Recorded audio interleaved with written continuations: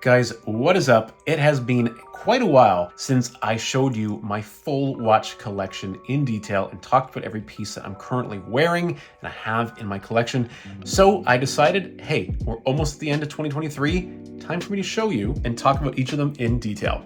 Let's jump into it. All right, so starting off with the newest entry in addition to my collection. This is the Hublot Classic Fusion in the Black Magic finish, the Black Magic style. It's not going to be everybody's favorite piece, and I know the brand Hublot gets a lot of hate, but personally, I am a fan of how this watch looks. I'm a fan of how it feels on the wrist.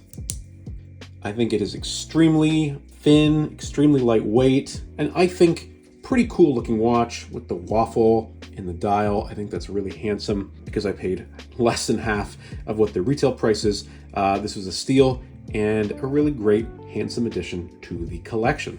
And before I picked up the Hublot, I also picked up this guy. This is just a fun one. This is the Seiko Metronome watch. I can't remember the reference number exactly, but I've had a lot of fun just having this as, you know, a gimmick, a fun gimmick in the collection. It's not something I wear every day. It's a little more dressy in terms of its appearance with the thin leather strap and the very small case. It's really fun to just have on the wrist because it does so much, but people won't know. They really don't know when they look at it what this watch really offers outside of telling time. The metronome function is super unique. Despite it being a little bit of a chunky case, it's a really cool piece, and I've had a lot of fun having this in the collection recently. Now, one more sort of just for fun is this Seiko here. This is obviously an AP Royal Oak sort of homage tribute piece. It's a quartz movement in here. It's a genuine Seiko quartz movement in here, and everything does work.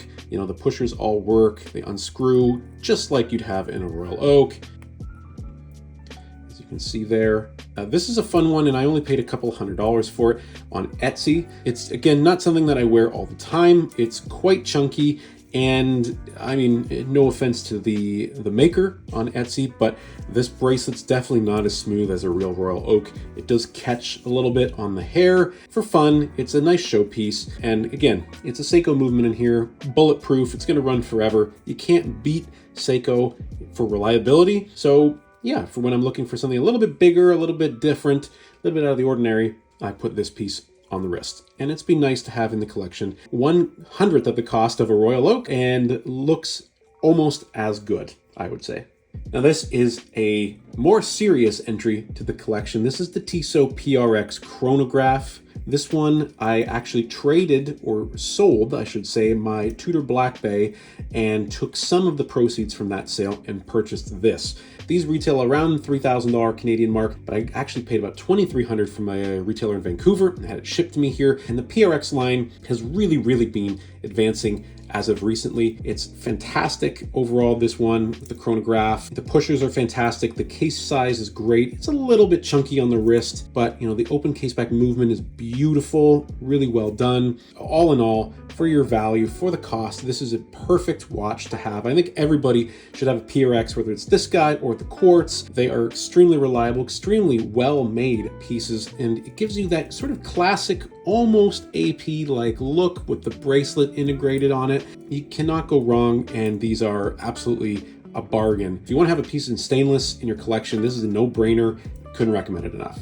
This is my one of two more dressy watches. It's the Frederique Flyback manufacturer chronograph with the blue face, blue dial. I love this watch. It's on blue alligator strap, open case back, which I think is really nicely done. It fits so well on the wrist and has lots of adjustability through the bracelet here. Really lovely. The blue goes with so much. I wear this with suits. I've worn it to several weddings. Yes, you could wear stainless, but this one is just so elegant, and it does pack a ton of features. It's got a full chronograph in here. It's well loomed so you can read it at night. This watch I paid about 5,000 Canadian dollars for, and I know secondhand you can get them even cheaper. Frederique is an absolute sleeper brand. If you haven't heard of them, I couldn't recommend it enough. Really great value for the money. Really really well made, absolutely beautiful, great attention to detail. I mean, the pushers, everything, oh, it's a stunning piece. There are so many smaller brands, slightly lesser known brands, you know, this is still Swiss made, and you can own this for under 5,000 bucks, and you are absolutely not going to regret spending any of that money on a piece like this. Just absolutely beautiful and great to wear. Really, really enjoy having this in my collection. And now I do have two Omegas, just kidding. This is a Swatch. This is the MoonSwatch. Of course, everybody knows the MoonSwatch. I've made several videos on the channel about this MoonSwatch, including how to switch the bracelet. It's a little delicate though. I mean, you can see kind of here in the light, there's a lot of scratches on it, a couple of dings and dents here and there, just from normal wear. The bioceramic on this case is pretty fragile. Bioceramic is Swatch's sort of new material, but it's really just like fancy plastic. If you can get this at retail, then it's a fantastic watch to have. The problem is you still, you know, almost a year on, can't get a MoonSwatch at retail because there's still such demand for it, so much hype around this piece. Maybe now with the new Blancpain S Swatch coming out, some of that hype will die off and you can maybe get your hands on one of these. It is what it is, right? It's a Swatch, made to look like an Omega.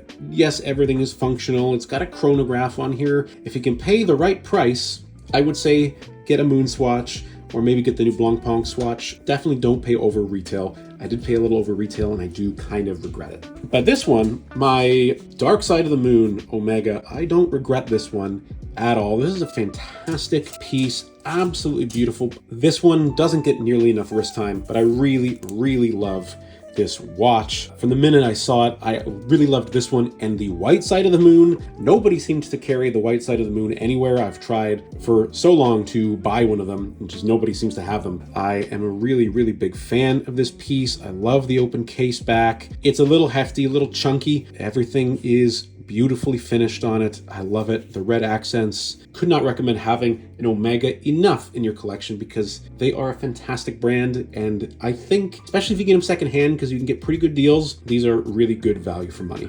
So with all that brings us to the last watch in my collection, another dress watch, and this is sort of the watch that started it all for me. As you can tell, it's very beat up, and it's a watch I'll never sell. And this is the watch my dad gave me. He got it from, as you can see, General Motors for, you know, so ever many years of service. He's not really a watch guy, so he gave me this watch, and I wore it everywhere. I used to wear this when working in nightclubs as a DJ way back in the day. You know, it's a Bulova, it's in rose gold. This is where the love for watches, the passion for watches started. And although, you know, it's got a fake diamond at the 12 o'clock, and rose gold is really not my thing, you know, when it's kind of falling apart on the band. It's a sentimental piece, the most valuable piece, honestly, to me because of the sentimental value, and it's the one that I'll never get rid of. It's the one that's always been with me, and it's sort of spawned all these other crazy purchases, really, really special, and the birth of my watch addiction. Well, guys, that's been the look at the collection as of September 2023. I know some of you probably might be a little disappointed not to see any Rolex or any Tudor anymore or any crazy stuff like that, but this is what I am wearing these days, and I love all these watches for individual reasons. They are great at the right price. All of these are incredible value for money, and could not recommend having at least some of these in your own collection if they are of interest to you as well. I'll link all the pieces down below in the description, and let me know in the comments which of these watches is your favorite, and if you have any recommendations for what else I might want to look to add to my collection as I continue to expand it. Thank you for watching, guys, and we'll see you in the next video.